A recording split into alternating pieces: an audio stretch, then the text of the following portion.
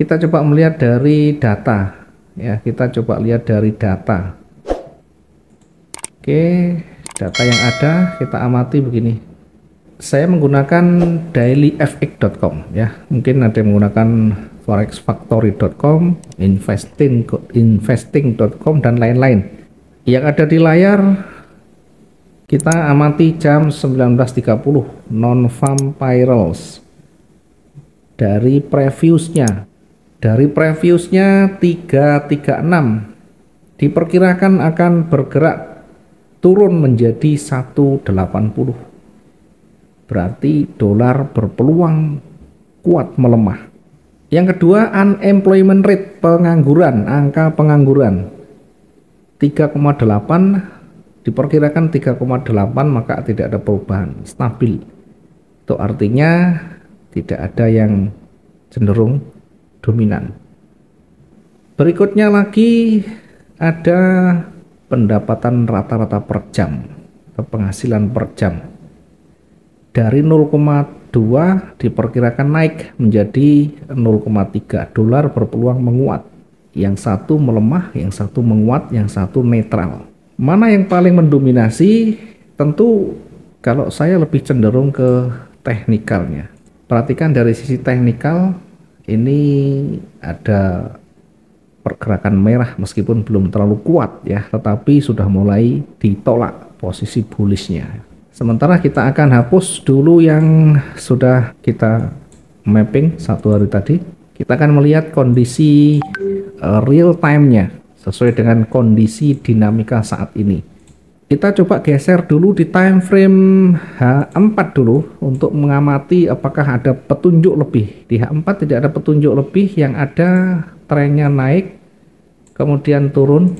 Ini datar, ambil salah satu, ini turun kemudian bergerak lagi naik. Artinya memang bertahap dia mau bergerak naik tapi berat. Bagaimana kita bisa tahu berat? Di sisi sebelah kiri ada penolakan, ada penolakan, ada penolakan, ada penolakan banyak sekali. Sehingga saya lebih cenderung dia akan kembali bergerak turun. Ya, kira-kira akan seperti ini ya. Kalau kita gambarkan ya, kita gambarkan kira-kira akan bergerak seperti ini. Setelah itu nanti akan terkoreksi kembali, dia akan naik lagi. Ya, artinya bisa jadi begini. Mungkin akan bergerak turun, menyentuh atau mendekati area support di sana. Kemudian setelahnya akan terkoreksi, menguji resisten lagi. Ada banyak penolakan di sana, kita tarik begini. Setelah terkoreksi baru nanti akan dilanjut bergerak turun. Apakah hari ini? Ya, bisa jadi, atau mungkin juga nanti dilanjut hari Senin. Kalau bergerak hari ini kira-kira potensinya bagaimana? Kita lihat dari sisi daily range, pergerakan harian. Yang hari atau di yang terdekat ya, kita kembali ke H1 dulu. Kita kembali ke H1, kira-kira potensinya bisa enggak sampai di sini. Kembali ke daily ya, ke daily range atau rata-rata harian. Ini ada panjang, kemudian ini juga panjang, yang satu hari kemarin lebih pendek, kemudian yang lain-lain pendek. Saya ambil yang tengah-tengah, ya, tidak usah terlalu jauh. Maksimal nanti berada di seperti ini, hari Jumat ya, karena hari Jumat bisa berlaku pergerakan yang di luar kebiasaan. Sehingga pertama kita gunakan, kalau dia bergerak turun, kira-kira ya berada di sini tadi, akan memantul kembali. Kalau dia bergerak naik, kira-kira sampai di mana? Kira-kira kita bisa geser sisi sebelah kiri. Nah, karena cukup jauh ya, kita geser. Kalau di H1 tidak ketemu, dinaikkan lagi di H4. Sehingga kalau kita tarik garis daily range-nya, maka harus mencari titik sentuhan sisi sebelah kirinya. Ya, di atasnya itu ada penolakan. Ya, kira-kira di sini. Daily range-nya bisa di 2030. Apakah bisa dari kondisi sekarang? Ya, kalau bilang bisa, semuanya masih bisa. Potensi itu masih ada.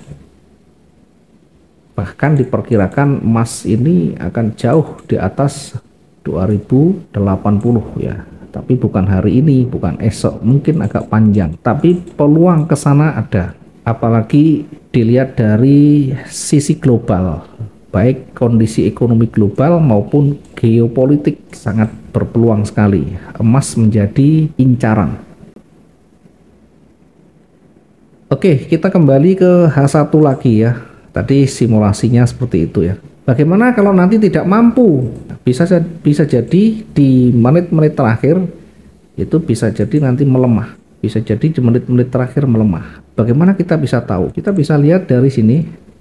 Kalau kita tarik naik, kemudian koreksi, kemudian naik lagi, kemudian koreksi. Oke, satu struktur sudah terbentuk. Apa yang terjadi ketika seperti ini? Naik, turun, koreksi, low-nya berada di atas swing low sebelumnya, berikutnya naik lagi, break di resisten atau swing high-nya menuju ke atas. Setelah itu terkoreksi, maka apa yang terjadi? Yang terjadi berikutnya akan kembali naik. Ketika dia bergerak koreksi berada di area supportnya, tidak mampu menembus, maka bisa kembali naik. Demikian juga dengan ini. Kita bisa tarik ke kiri, kira-kira begini. Kita tandai, tidak mampu menembus, bisa kembali menguat seperti ini. Bisa kembali menguat seperti ini. Yang mana yang benar akhirnya? Yang benar tentu kalau kita lihat yang lebih besar, yang time frame lebih besar. Di mana itu? Bisa di H4, bisa di D1. Ya, bisa di H4, bisa di D1. Dari D1 tadi sudah kita sampaikan ya. D1 juga demikian, dia sempat bergerak naik, pasar itu begitu. Ketika dia naik break level, maka akan terkoreksi. Setelah itu akan kembali melanjutkan ya. Kalau di sini kan sama, turun, kemudian naik sampai di sini break level. Setelah break terkoreksi, nah nanti simulasinya begini, mampu enggak kira-kira menembus levelnya? Kemudian dari sisi pola candle ya, satu hari kemarin kalau kita amati, apa yang kita dapatkan? Ada kekuatan bullish yang sudah mulai kembali muncul. Ada kekuatan bullish yang kembali muncul, itu artinya bisa jadi nanti akan kembali ke tren utama, yaitu naik. Nah, karena ini sudah cukup mendekati, tidak ada salahnya kita melihat di time frame lebih kecil di sana. Kita bisa lihat pergerakan demi pergerakan di time frame lebih kecil, sehingga nanti akan lebih ketemu. Di time frame kecil, sekali lagi kita perhatikan, naik, turun. Kenapa tidak ambil di sini? Ya, karena yang terakhir di sini. Cari yang banyak, disentuh sini.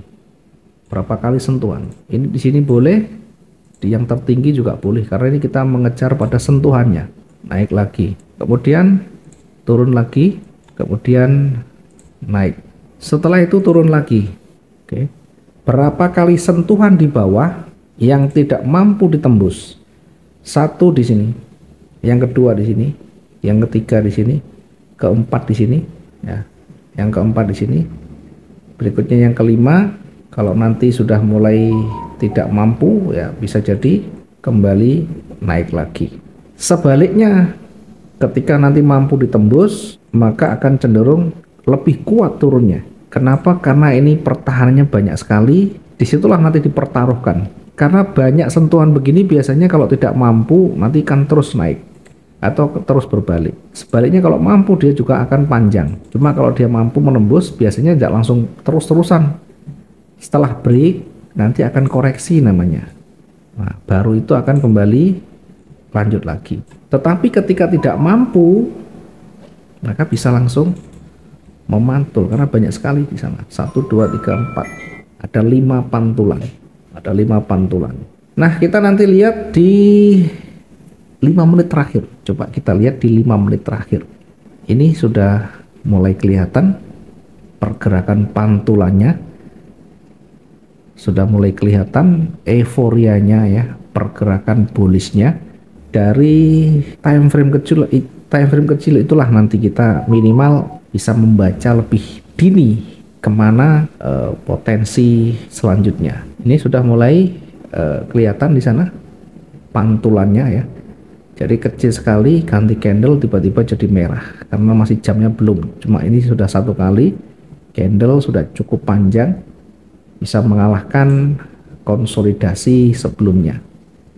Toh kalaupun merah belum tentu nanti bisa mengalahkan karena panjang sekali ini.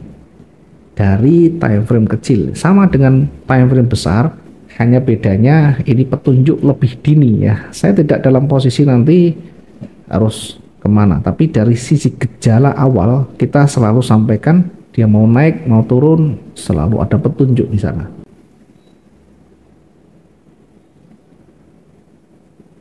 Kita tunggu hingga di menit-menit terakhir ya, nanti sementara kita sambil mengamati peluang dan potensinya dari awal akan ketemu nanti bagaimana gejalanya. Salah satu contohnya begini, sudah ada candle yang cukup signifikan di sana, sehingga nanti berlanjut kemungkinan bisa mengikuti pergerakan berikutnya ya. Tapi dilihat nanti di 5 menit terakhir kira-kira ada ndak merah yang signifikan. Kalau tidak ada, maka lebih cenderung akan bergerak naik.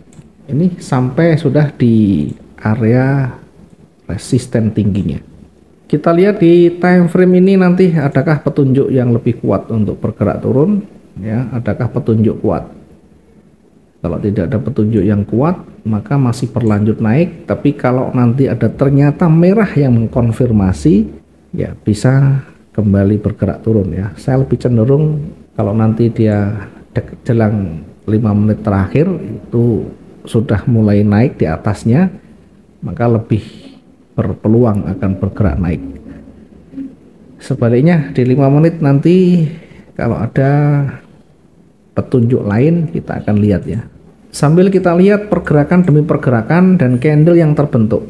Candle seperti ini bisa menjadi pola pembalikan kalau terbentuk seperti ini ya. Mungkin kita ingat dengan namanya inside bar, kita ingat namanya harami dan sebagainya ya.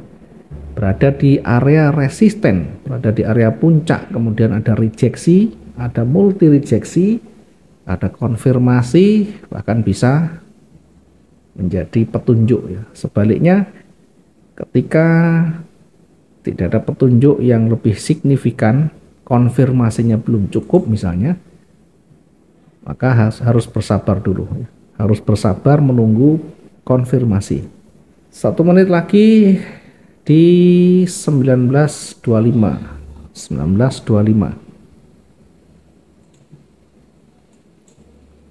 Kita coba buka di time frame yang lain, di H1 ya. Oke, di H1 juga sudah berada di area resisten di sana dengan kekuatan yang penuhnya. Itu artinya kekuatan bullish sudah menguat di menit-menit terakhir. Dari dari M1 kita lihat, dari M1 tadi nih, di M1 masih berada di kisaran resisten ya, masih berada di kisaran resisten ya. Kita akan coba untuk menempatkan entry point kita lebih dekat. Oke, di awal kita fokuskan ke naik di 1992. Kita bisa menempatkan buy atau kita bisa menunggu nanti selesai juga boleh saja di 1992.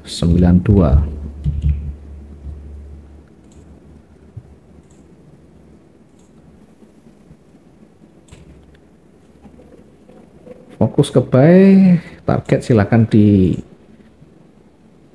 sendiri ya, setidaknya 300 bisa, 300 di atasnya masih realistis di sana. Kemudian kita juga bisa mengantisipasi. Kalau kita pending, kita cukup menggunakan buy stop, sell stop. Kalau kita langsung, kita bisa entry kan, kemudian kita menunggu sell stopnya. Oke, ini kira-kira seperti ini. Untuk sell stopnya di sini, targetnya sama di minimal 300, itu kira-kira di 1985.